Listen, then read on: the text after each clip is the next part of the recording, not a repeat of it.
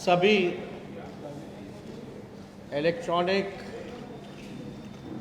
Portal और print media के हमारे साथी, कल और आज पार्टी का 2 दिन जो है महत्वपूर्ण बैठक, या आप कह सकते हैं पार्टी का चिंतन चला, जो उज्ज्वलंत मुद्दे हैं, चाहे जातीय जनगणना को लेकर के हो, बेरोजगारी को लेकर के हो, महंगाई को लेकर के हो, या हमारा पार्टी का आगे का रूपरेखा क्या होगा, हम किन मुद्दों के साथ जनता के बीच जाएंगे, ये सारे बिंदुओं पर जितने पार्टी के वरिष्ठ नेतागण थे, उन सभी के साथ चर्चा हुई, चिंतन हुई। और आप सब लोग जान रहे हैं कि देश में, खास तौर पे बिहार में जिस प्रकार का माहौल है, चाहे सांप्रदायिक शक्तियाँ भाईचारे को जो तोड़ना चाहती है, अमन चैन शांति नहीं बल्कि बंटवारा और तनाव का वातावरण लगातार जो है बनाई जा रही है। जो असल मुद्दे हैं उससे ध्यान भटका करके जो जहर फैलाने की जो बातें हैं वो किया जा रहा है। जो असल मुद्दे हैं बिहार में, बेरोजगारी है, महंगाई है, पलायन है, गरीबी है।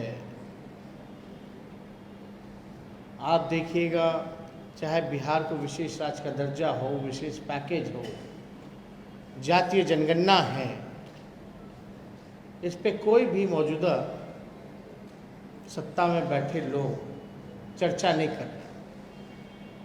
चर्चा कर रहे हैं हिंदू मुसलमान की, चर्चा कर रहे हैं मंदिर मस्जिद की, चर्चा कर रहे हैं लाउडस्पीकर की, चर्चा कर रहे हैं बुलडोज़र की। लेकिन जो वाकई में जिससे लोग तकलीफ में हैं, तनाव में हैं, उस पर कोई बात नहीं कर रहा। हम विपक्ष में हैं, हम मजबूत विपक्ष हैं, और हमारा कर्तव्य है कि जो जनता के सवाल हैं, जो जनता के मुद्दे हैं, उसको हम उठाएं और उन मुद्दों को लेकर के हम सड़क पे संघर्ष करें।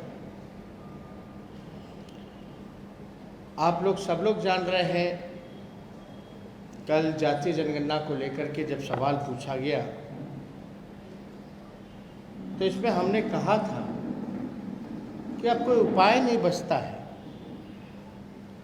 कि हम लोग जो हैं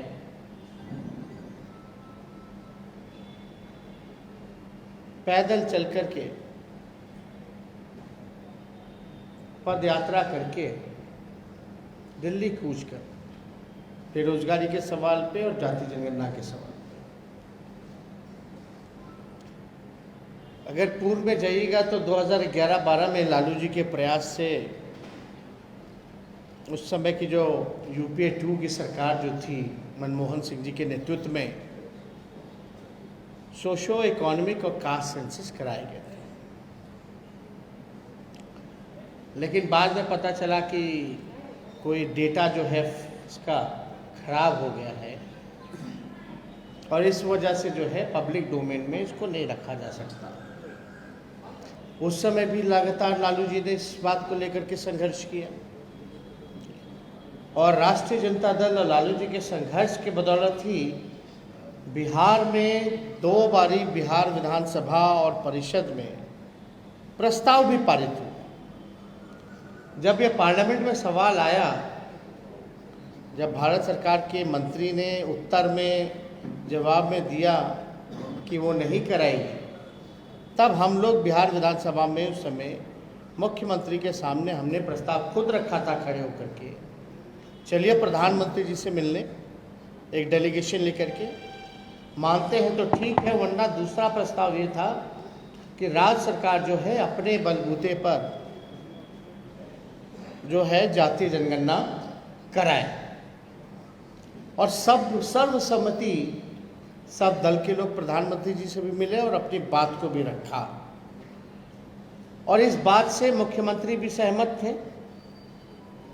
जिस बात को हमने बोला कि भाई नेशनल इंटरेस्ट का मामला है, मुख्यमंत्री जी ने भी कहा कि हाँ ये देश हित का मामला है और ये होना चाहिए। और ये भी उसके बाद भी जब भारत सरकार ने मना कर दिया, फिर हमने विधानसभा में मुख्यमंत्री जी से पूछा, भाई कब कराओगे?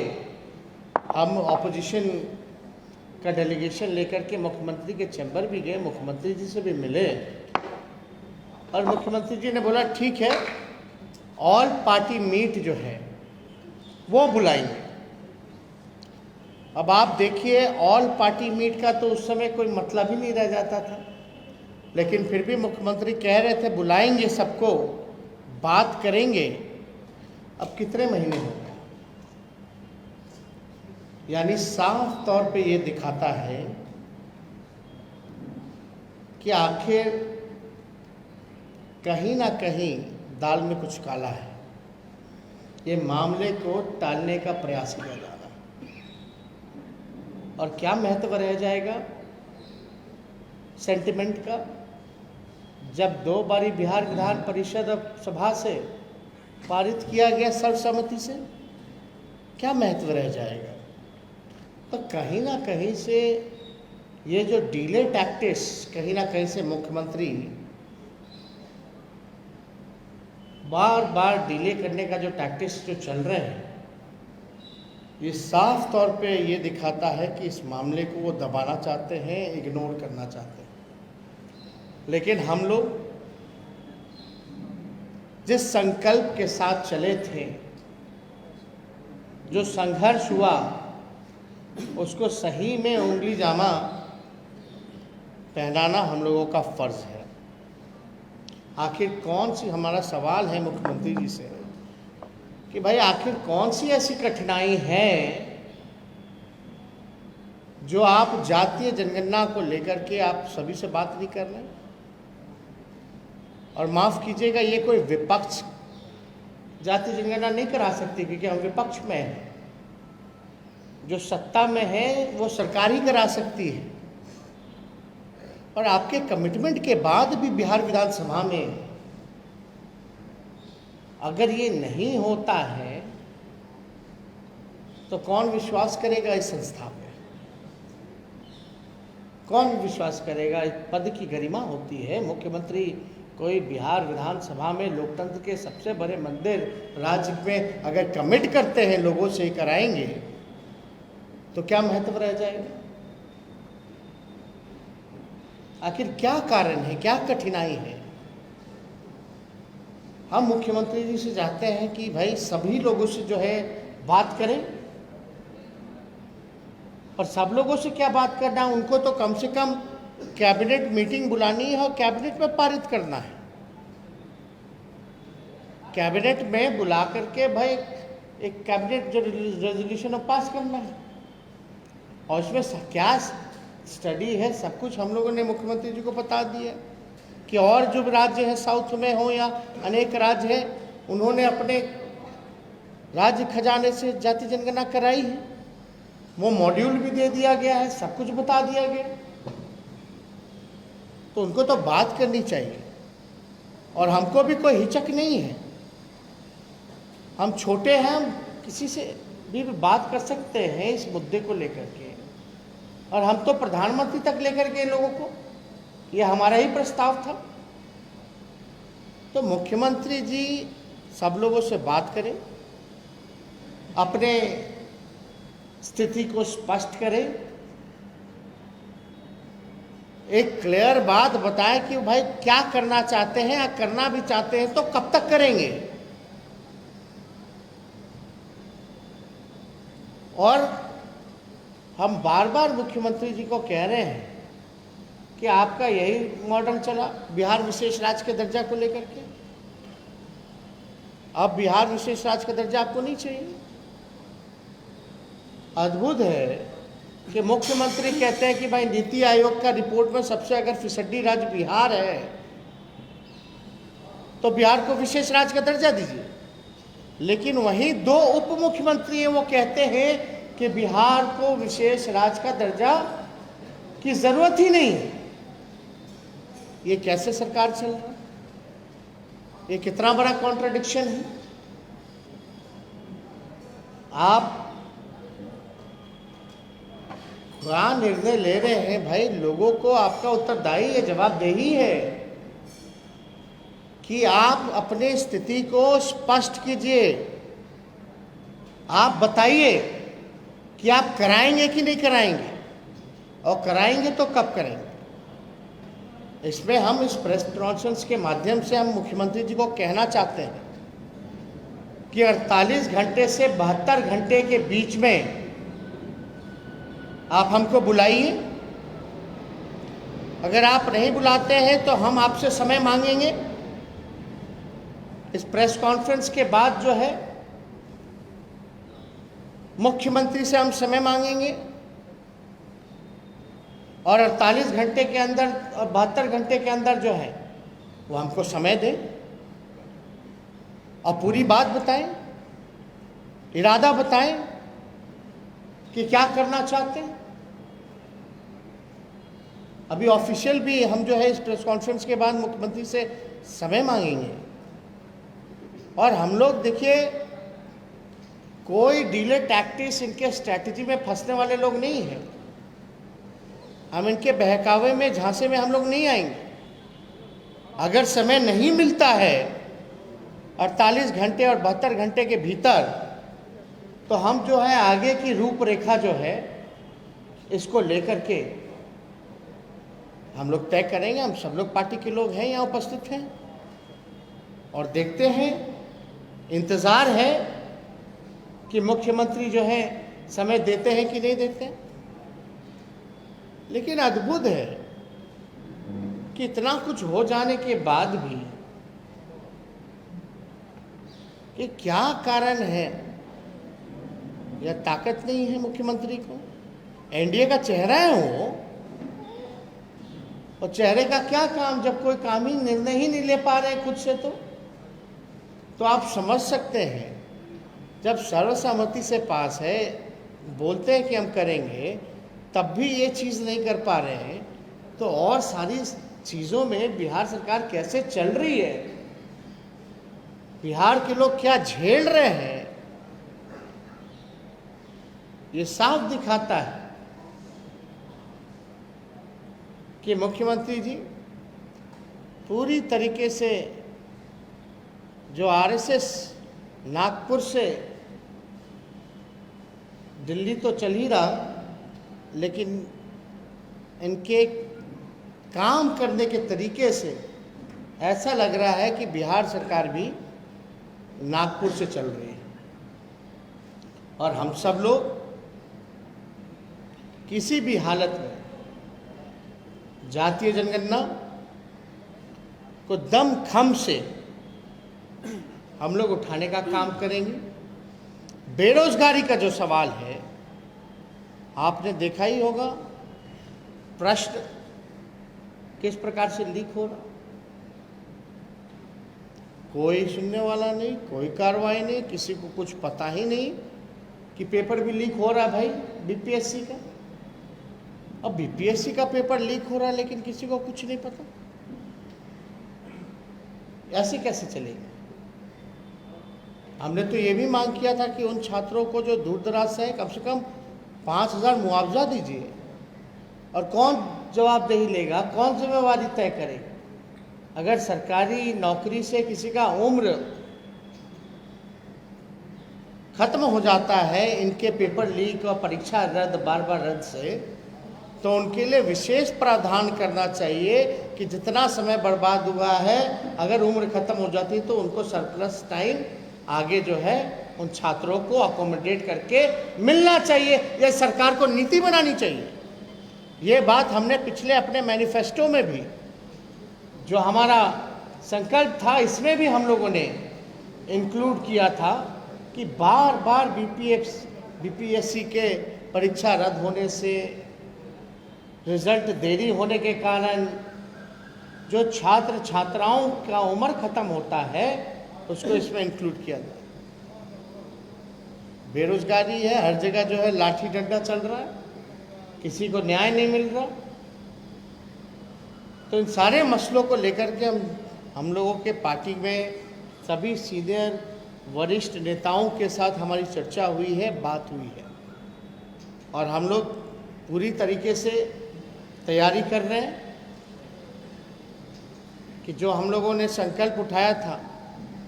अब बताए भाई, भाजपा के लोग 19 लाख रोजगार कब देंगे? ये डबल इंजन की सरकार है।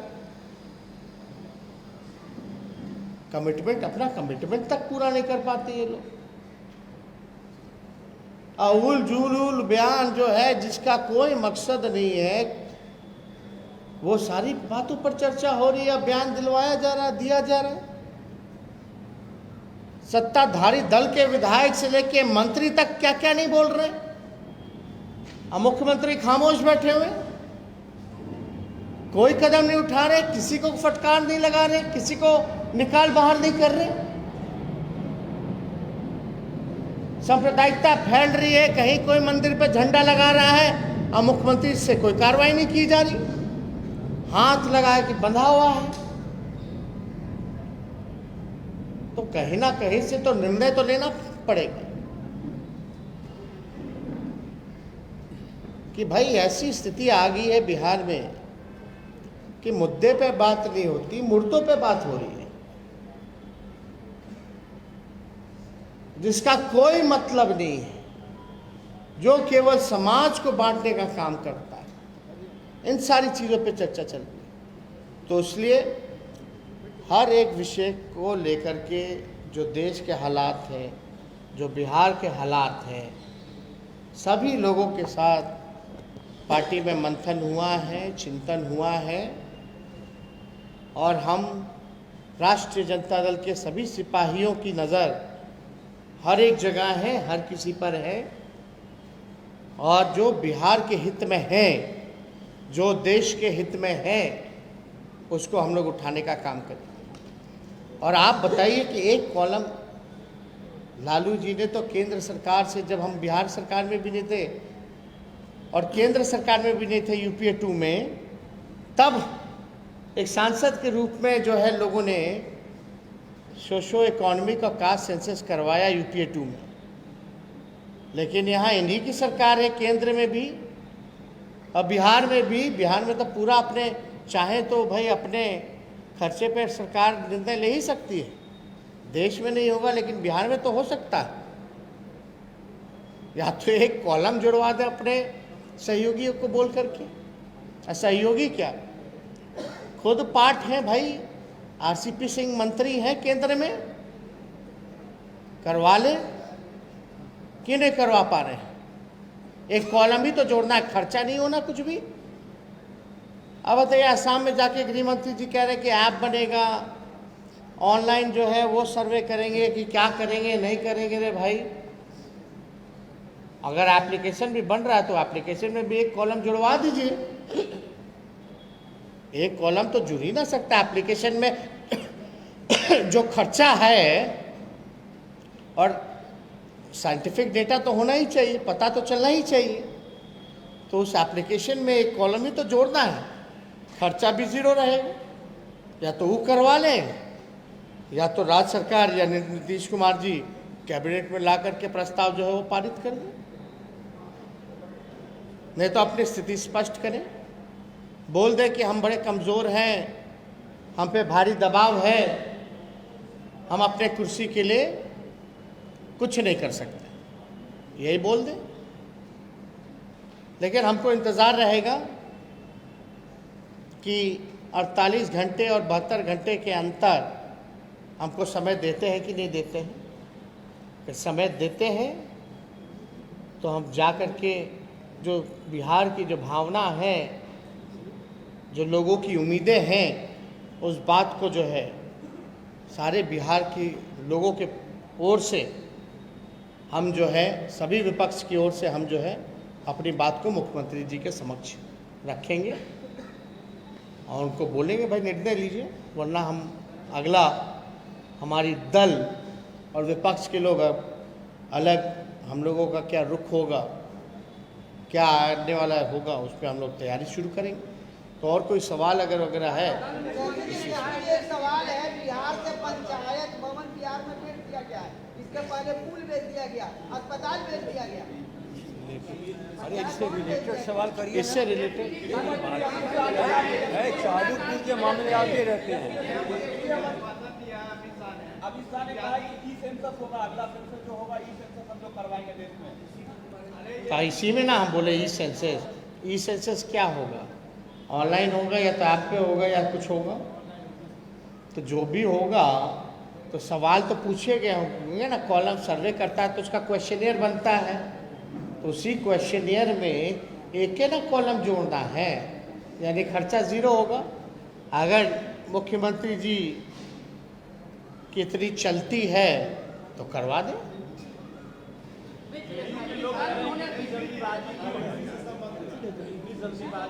मतलब कल्याण देश हित वाली चीज़ें जल्दबाजी नहीं है। और लाउड स्पीकर वाली क्या जल्दबाजी थी? बुलडोजर वाली क्या जल्दबाजी है रे भाई? इतने दिन से आप चैन से नहीं थे क्या? यहाँ लोग एक एक दिन कोई भीख मांग रहा है, कोई भूखे पेट सो रहा है, कोई दिहाड़ी मजदूर है, कोई नाला साफ करने वाला है, रिक्शा साफ करने वाला है, एक झोपड़ी में पूरा परिवार रहता है।